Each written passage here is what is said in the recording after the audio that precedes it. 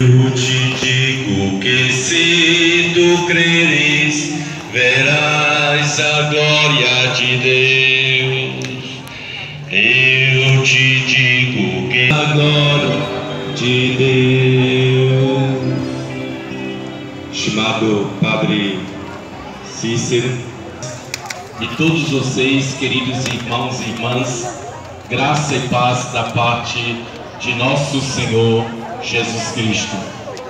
Meus queridos irmãos e irmãs, romeiros e romeiras que vieram de lugares tão distantes para aqui, diante dos pés do Senhor, elevar a Ele os nossos pensamentos, sobretudo buscando cada vez mais irem na casa do Pai.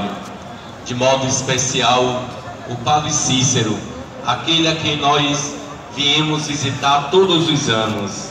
Meus irmãos e minhas irmãs, esta liturgia perpassa 3 dimensões: passado, presente e futuro.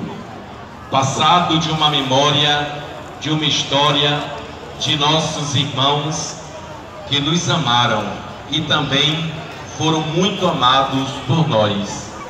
O presente, o nosso estar aqui agora, celebrando na fé aqueles, todos nós estaremos juntos com nossos irmãos. Assim, podemos perceber que de tristeza essa liturgia não tem nada, mas é uma liturgia de profunda